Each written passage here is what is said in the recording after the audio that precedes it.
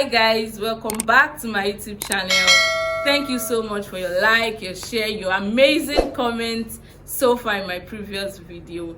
In today's video again, I have my big sister, and in case you didn't see the previous video, I'll just allow her to do a brief introduction of herself and we go ahead into today's video. So can we meet you, please? Hi guys, welcome to my sister's YouTube channel. Yeah. My name is Oluwabori and I'm so happy to be here today. Thank you for hosting me. Yeah, thank you so very much. In today's video, we want to talk about the amazing things God has been doing through her, and I thought it is essential we bring it to this platform, bring it to you, so we have broader understanding of what God is doing and how we can adjust as parents, teachers to children and teenagers. Actually, our purpose is centered around ministering to children, teenagers, parents and teachers. So we want to have a deep conversation about this and how this is essential to this generation. Okay, so let us start this way. How did it all start? So this is a very big question. Okay, so growing up, I knew that I have always had this passion for children. It was actually like a reflex for me. I remember one time my dad said after school or maybe during summer, I always gather children to the house to teach them. There was a part of our house that was that blackboard. A blackboard. Yeah. And then I would gather them, get books, get writing materials for them, teach them and everything. So for me, it has always been like, okay, I just have this, this push towards children. That's how it has always been for me. But I think when I went to university during my undergraduate days, so I met a particular brother that talked about, okay, purpose, you need to discover your purpose first before you get married or before you say yes to a particular brother or something like that.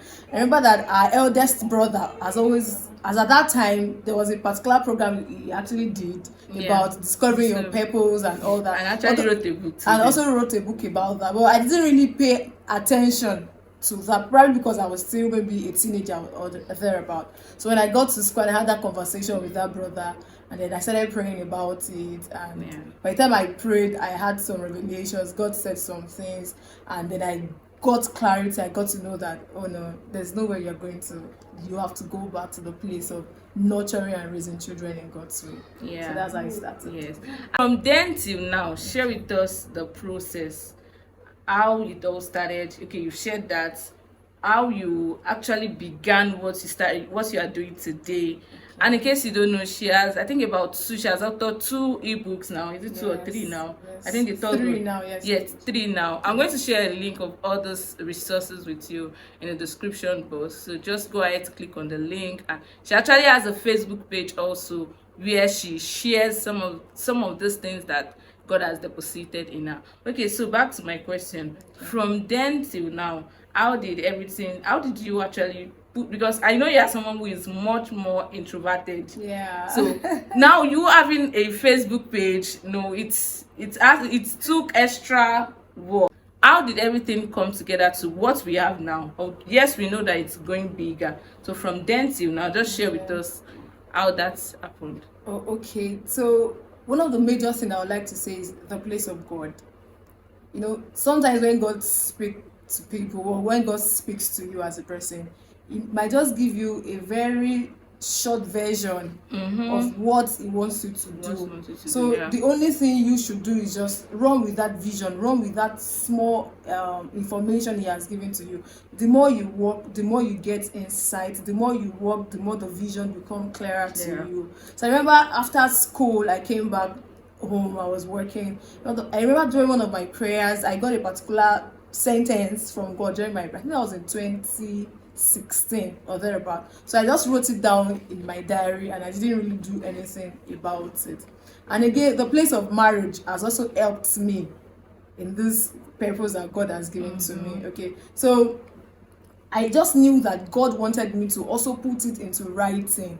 And I remember that even in school too, all the leadership positions that I had gone through in the university or in the school. Some of them were tilted towards, writing, pushing out content and all of that.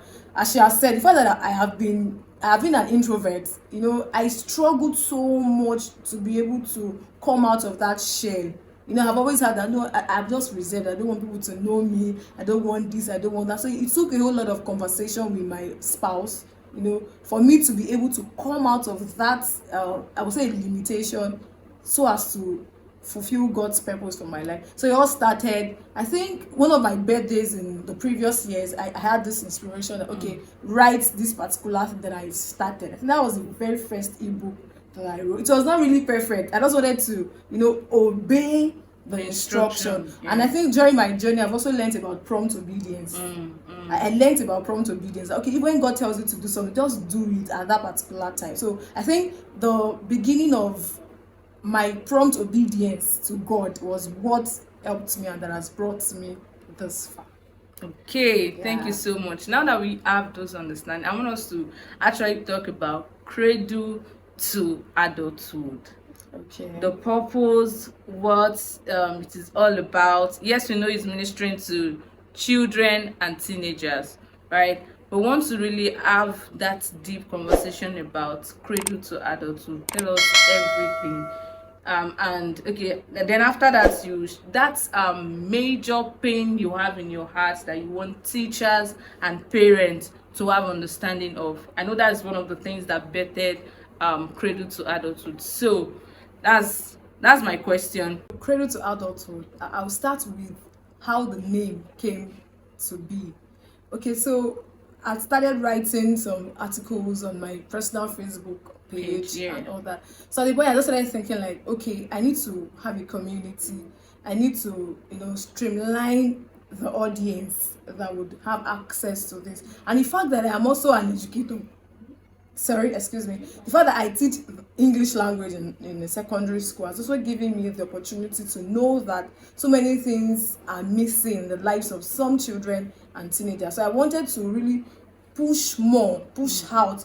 I felt like, okay, beyond these children, there are some stakeholders that are responsible for raising these children. And I see that gap in the way some of my students behave, in the way I see, teenagers react. I see a lot of things. And sometimes when you meet some parents, I see the way they talk. I see the way they want you to be the superhero as a teacher.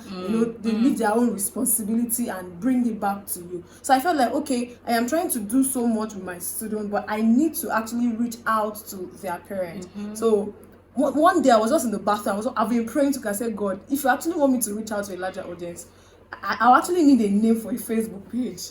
Okay, I need a name for it. So as I was praying, I started using Google to check if the clue was not coming. I just saw a whole lot of names. So at that point, I was confused. I felt like, oh no, I just need to give up on this. So I think one Sunday morning, I was just having my bath, okay, in the bathroom, and I just heard cradle to adulthood. I just said, yes, Holy Spirit, thank you. This is it. So immediately after my bath, I went inside and I wrote it down. Now, the essence of cradle to adulthood is to also help parents to understand everything that it takes to raise a godly child.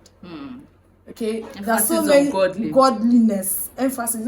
I've had times to go back again to God to really know, because sometimes when you check other YouTube channels, you check other resources online, sometimes you are distracted, sometimes you are afraid, you're feeling like, where do I even start from? Where do I start from? And then one of the things that God told me then was that just focus on your lane, focus on the lane, focus on the path that I want you to thread. Don't be distracted, don't be looking at, just keep growing and keep going. Okay, so when I got the name, then I started, and then I also do daily prayer posts for children. We're still coming back to that. Okay, so that was how Cradle to Adulthood started. Then I also have a WhatsApp community of parents where we talk about so many things about raising a godly child. Because I know that, yes, you must be able to raise a total or balanced child, but the place of God can never be sidelined. If you take God away from parenting, then you'll be in crisis. You'll be in a mess. Yes, so that was how Cradle to Adulthood started.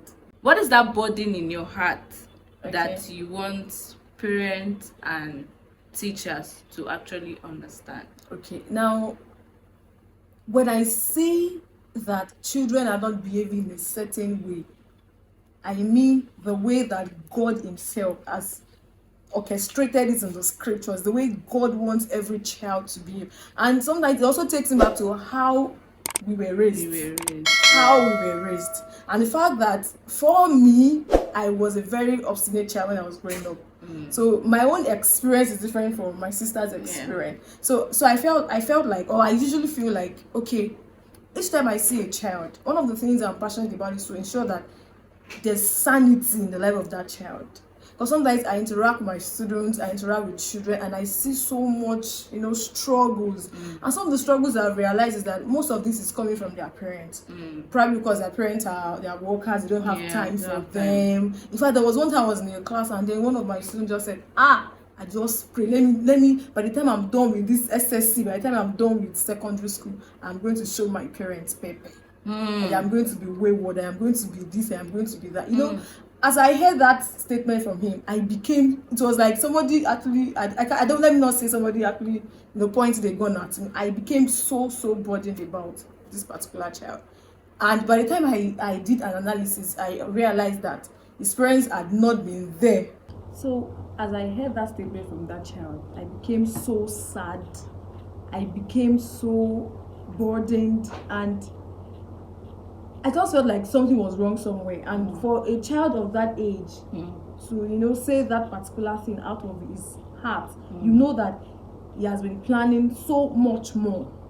Okay, so Cradle to Adulthood is basically all about helping children, helping teenagers to have spiritual sanity, have academic sanity, have moral sanity, like a total child. And in fact, I'm much more interested in children that are tamed to be stubborn, children that are tamed to be strong, because I have been there. I was there as a child, and I understand the kind of struggles I went through, the processes that I went through before I became better, before I became a balanced child. Okay, so that's my passion and that's my burden. I desire that I see children that are totally, sane in terms of godliness, in terms of the academics, in terms of morals. They are okay, they are balanced, there is nothing actually wrong with them. That's my burden. Okay, if you watch to this point, then you are the real MVP. The part 2 of this chat with my big sis will be uploaded in my next video. So don't forget to like, share, and subscribe to this channel so you don't miss the concluding part of this episode. Thank you so much for watching. I love you, and bye.